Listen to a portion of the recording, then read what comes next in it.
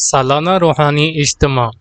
20 April 2025 میں راولپنڈی کے علماء کرام و خلفاء و مشائخ اعظام کے وفد کی صورت میں شرکت۔ یہ عظیم وفد مفتی عبداللہ ہاشمی صاحب اور حضرت مولانا مفتی ضیاء الرحمن نقشبندی صاحب، خلیفہ مجاز حضرت مخدوم صاحب مبارک رحمۃ اللہ علیہ کی سرپرستی میں راولپنڈی سے پشاور کی طرف سفر کیا۔ مدرسہ دارالعلم والعرفان یادگاری تقریب برائے شیخ المشائخ امام الطریقہ خواجگان فخر اسلام سراج العارفین سالار نقشبنداں سیدی مرشدی حضرت خواجہ محمد لال قندوزی المعروف حضرت استاد صاحب مبارک رحمۃ اللہ علیہ کی یاد میں یہ اجتماع منعقد کیا گیا۔ اجتماع کی خاص بات یہ تھی کہ خانوادہ محمدی کے درخشندہ ستارے صاحبزادہ حضرت مولانا قاری عبدالحلیم صاحب دامت برکاتہم العالیہ، شیخ القرآن والحدیث حضرت احمد محمدی صاحب دامت برکاتہم العالیہ، شیخ القرآن والحدیث شیخ محمد محمدی صاحب دامت برکاتہم العالیہ،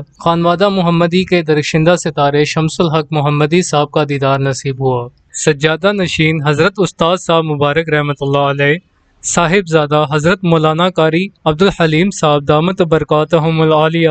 ملفوظات و ارشادات فرما رہے ہیں۔ جناب محمد رسول اللہ صلی اللہ علیہ وسلم اس کے گھر میں تشریف آوری تشرف حاصل کیا تو وہ کہتا ہے کہ میرا گھر والے اور سب بچے عورتیں انتظار میں تو اور کہتے ہیں کہ ابھی آپ لوگوں پر عید آ جاتے ہیں تو ہم عید کی خوشیاں مناتے ہیں اور اس عید کی خوشی کا وسیلہ جو ہے رسول اللہ صلی اللہ علیہ وسلم کی آمد ہوتی ہے۔ تو میں انتظار میں تھا کہ اچانک رسول اللہ صلی اللہ علیہ وسلم ہمارے گھر میں تشریف لائے اور کہہ دیا کہ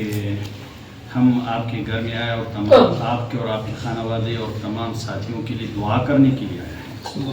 میں بہت خوش ہو جاتا ہوں۔ میرا ایک حدیث یاد آتا ہے کہ جب کوئی بندہ خانہ کعبہ کو دیکھتے تو پہلا ایک دعا مانگ لے، وہ دعا مستجاب ہوتے ہے۔ جب خانہ کعبے کا یہ فضیلت ہے، رسول اللہ کے چہرے کے بھی ایسی فضیلت ہے۔ سبحان اللہ۔ رسول اللہ کو دیکھنے کے وقت پہلا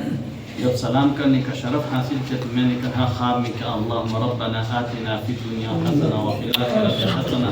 وقنا عذاب النار۔ رسول اللہ صلی اللہ علیہ وسلم اس بات پر بہت خوش ہو جاتے ہیں اور کہتے ہیں کہ یہ سچ ہے کہ جو پہلا ملاقات مجھ سے کرتے تو اس کی دعا قبول ہوتی۔ تو اس کے بعد رسول اللہ صلی اللہ علیہ وسلم کے ہاتھ اٹھ جاتے اور میرے لیے دعا کرتے۔ جب دعا شروع کرتے تو مجھے کہتے ہیں کہ آپ کے لیے میں دعا ہوں اور آپ کے لیے دنیا اور آخرت کی دعا بھی کرتا ہوں اور آپ کی وجہ یہ ہے کہ آپ مکتوبات پر پابند ہیں اور مکتوبات ایسے علم ہے کہ اس عالم سے میں خوش ہوں جس نے اس کا تصنیف کر دیا کیونکہ اس کے اندر علم ظاہر اور باطن حق پر قائم ہے۔ رسول اللہ صلی اللہ علیہ وسلم بہت زیادہ توصیف کرتے ہیں اور وہ بندہ ہمیشہ 3 یا 2 مجھے کہہ دیا کہ میں کئی سالوں سے ہر روزانہ 2 یا 3 مکتوب قراءت کرتے اور اس کا سوچ و فکر سے پڑھتے ہیں۔ پر یہ خوشی مجھے اللہ نے یہ تقریباً 4 دن پہلے یہ خواب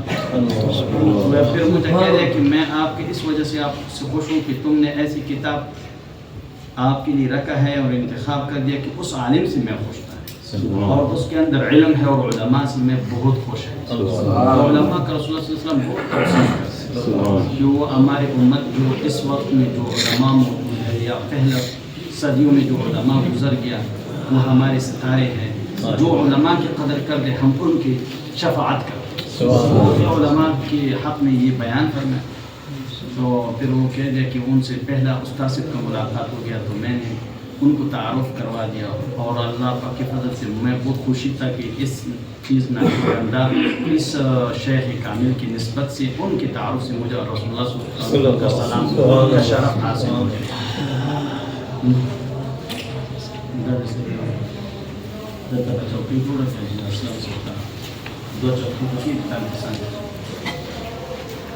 اللہ رب العزت علماء حق ہمارے سروں سے کم نہ کرے۔ آمین۔ علماء ایسے لوگ ہیں کہ ان کا دنیا میں بھی ہم لوگ محتاج ہیں اور آخرت میں بھی علماء کے لوگ محتاج ہیں کیونکہ دنیا کی